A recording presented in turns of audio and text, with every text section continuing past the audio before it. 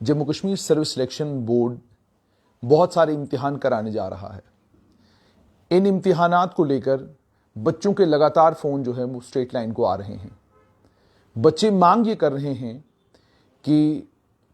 इन इम्तिहानात को जो 20 को होने वाले हैं, 21, 22, 3 दिन जो इम्तिहानात होने वाले हैं उन्हें पोस्टपोन कर दिया जाए। बहुत सारे बच्चे ये भी कह रहे हैं कि इससे पहले जो एग्ज़ाम हुए वो भी पोस्टपोन किए, इससे पहले जो इम्तिहानात हुए वो हो गए, लेकिन अब चूंकि कोविड-19 के केसेस का नंबर बढ़ गया है तो उसको ध्यान में रखते हुए सरकार को JKSSB को ये फैसला करना चाहिए कि इन तमाम इम्तिहानात को पोस्टपोन किया जाए। Jammu Kashmir service selection board के चेयरमैन खालिद जहांगीर से हमारी बात हुई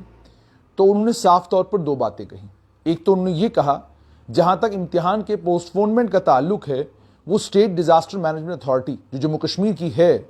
उस state disaster and management authority की जब मीटिंग होती है जिसे स्टेट एग्जीक्यूटिव कमेटी कहा जाता है, स्टेट एग्जीक्यूटिव कमेटी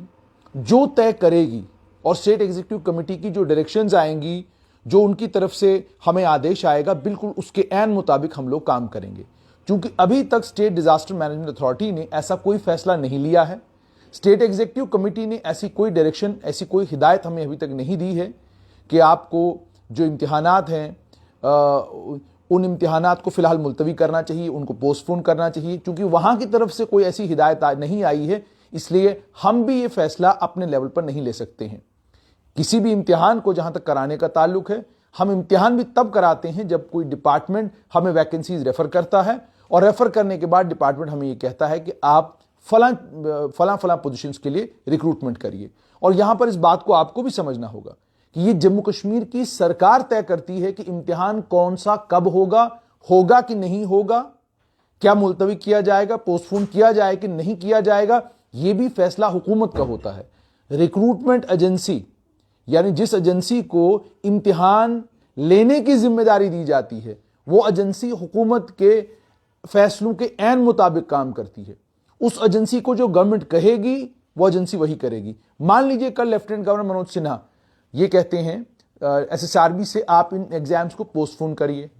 मान लीजिए कल स्टेट एग्जीक्यूटिव कमेटी का ये फैसला आता है कि जितने भी एग्जाम आप लेने जा रहे हैं, क्योंकि इसमें बच्चे जो हैं वो सेंटर पर आएंगे, जाहिर सी बात है जब तमाम एग्जाम्स को ऑफलाइन मोड से ऑनलाइन मोड में कर दिया गया हुआ है, बाकी यूनिवर्सिटी के जितने इम्तिहानात हैं,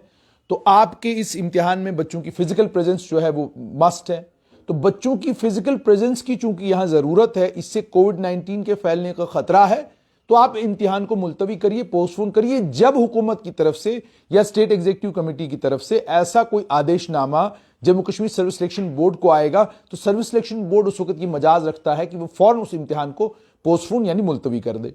जब तक इस तरह की कोई डायरेक्शन स्टेट एग्जीक्यूटिव कमेटी की तरफ से नहीं आती, तब तक Jammu Kashmir service selection board सिर्फ सरकार को कम्युनिकेट कर सकता है कि सरकार को यह बता सकता है कि बहुत बड़े पैमाने पर बच्चे हमें अप्रोच कर रहे हैं कि जनाब कोविड-19 के केसेस जम्मू रीजन और श्रीनगर रीजन दोनों, जम्मू संभाग, कश्मीर संभाग, दोनों संभागों में केसेस बहुत बड़े पैमाने पर बढ़ रहे हैं। इन बढ़ते केसेस के नंबर को ध्यान में रखते हुए मेहरबानी करके आप इस पर कोई फैसला लीजिए कि हम क्या करें, क्या हम इम्तिहान कराएं या हम इम्तिहान ना कराएं। कल Jammu Kashmir service selection board के चेयरमैन खालिद जहांगीर ने एक और अहम बात कही। उन्होंने कहा कि हमें कोविड-19 के साथ ही जीना है, यह हमारी जिंदगी का हिस्सा बन चुका है। वेव आती है, वेव जाती है, लेकिन जब वेव आती है उसके नतीजे में जिन इम्तिहानात को पोस्टपोन किया जाता है, मुलतवी किया जाता है, नतीजा ये निकलता है कि दोबारा से उन एग्जामों को रीशेड्यूल करना पड़ता है, दोबारा वो इम्तिहान लेना पड़ता है। जाहिर सी बात उसमें वक्त लगेगा।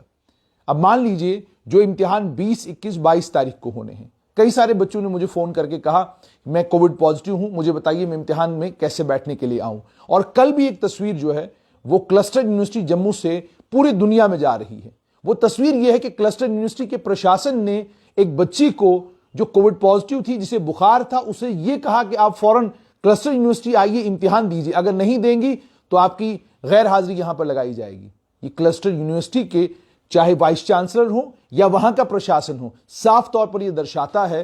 कि उन्हें बच्चों की कोई फिक्र नहीं। अगर उन्हें बच्चों की फिक्र होती, बच्चों से हमदर्दी होती, तो उस बच्ची को हॉस्पिटल के बेड से या यूं कहिए कि घर पर वो बीमार थी, वहां से उन्हें फिर क्लस्टर यूनिवर्सिटी इम्तिहान के लिए नहीं बुलाया जाता। लेकिन अब दूसरी तरफ वो बच्चे हैं जिन्हें एसएसआरबी एसएसबी के इम्तिहान में बैठना है, उन बच्चों की गुहार ये है कि मैं कोविड पॉजिटिव हूं, मुझे बताइए मैंने कल इम्तिहान में बैठना है तो मैं कैसे इम्तिहान में बैठने के लिए जाऊं। वो बात ये भी कह रहे हैं कि मानसिक तौर पर, शारीरिक तौर पर एक इंसान का स्वस्थ होना बहुत ज्यादा जरूरी है। अगर मैं मानसिक और शारीरिक तौर पर स्वस्थ हूं तभी जाकर मैं इम्तिहान देने के लिए एग्जामिनेशन सेंटर तक जाऊंगा। लेकिन अगर मैं मानसिक और शारीरिक तौर पर ठीक नहीं हूं, मैं बीमार हूं और मैं ऐसे बीमार हूं जिस बीमारी के कारण मैं और लोगों को बीमार करूंगा, और जहां पर ऑलरेडी एपिडेमिक को लेकर सरकार, आपने देखा होगा पिछले दिनों भी फौरन कार्रवाइयां करती है कि भाई आप जो हैं अगर बीमार हैं, आप अगर कोविड पॉजिटिव हैं तो कहा गया कि आपको आइसोलेट करना है 7 दिन तक अपने आप को। और आइसोलेशन के को लेकर आज जो कानून एक्सेलसियर के आखिरी पेज पर पन्ने पर कानून आया है उसमें तो यहां तक कह दिया गया है आप अपने घर में किसी को नहीं आने देंगे जो कोविड पॉजिटिव, अगर आपके घर में कोविड पॉजिटिव है आप स्ट्रिक्टली लोगों को रोकेंगे कि वो आपके घर के अंदर ना आए। तो जब इस तरह की डायरेक्शंस हैं उनके लिए जो कोविड पॉजिटिव है होम आइसोलेशन में है, फिर सोचिए जो होम आइसोलेशन में ऑलरेडी बच्चा है वो कोविड पॉजिटिव अगर है तो इम्तिहान देने कैसे आएगा? क्योंकि कानून तो सबके लिए बराबर है। जहां एक तरफ आम नागरिकों के लिए कानून ये कि अगर आप कोविड पॉजिटिव होते हैं तो आपके घर में कोई नहीं आ सकता, अगर आप कोविड पॉजिटिव हैं तो आप मुकम्मल आइसोलेशन में रहें, अगर आप कोविड पॉजिटिव हैं तो आप इस तरह के कमरे में रहें, अगर आप कोविड पॉजिटिव हैं तो आप मास्क पहन कर रखें, अगर आप कोविड पॉजिटिव हैं तो आपके घर परिवार के लोग भी मास्क पहनेंगे। जहां ये सारी डायरेक्शंस लोगों को दी जा रही हैं कोविड पॉजिटिव को लेकर, जहां इतनी संजीदा सरकार है, वहीं पर सवाल यह पैदा होता है कि जो बच्चा कोविड पॉजिटिव होगा वो एग्जामिनेशन सेंटर तक कैसे जाएगा, वो एग्जामिनेशन सेंटर में कैसे बैठेगा, उसे इजाजत कौन देगा एग्जामिनेशन सेंटर में आने की? उसकी कोविड पॉजिटिव की सर्टिफिकेट देखकर क्या आपको लगता है कि कोई इन्विजिलेटर, क्या आपको लगता है कि उसे कंप्यूटर पर बैठने दिया जाएगा? और अगर वो बैठता है कंप्यूटर पर उसके बाद वो प्रॉपरली कंप्यूटर सैनिटाइज हो पाएगा? ये सारे वो सवाल हैं जिन सवालों पर Jammu Kashmir service selection board को भी सोचना होगा, जिन सवालों पर जम्मू कश्मीर की सरकार को भी सोचना होगा, और जिन सवालों को लेकर बच्चों को भी सोचना होगा। अब इसका दूसरा पहलू जो बहुत अहम है वो ये है, Jammu Kashmir service selection board ये कहता है कि हमको कोविड के साथ ही जीना है, कोविड हमारी जिंदगी का एक अहम हिस्सा बन चुका है।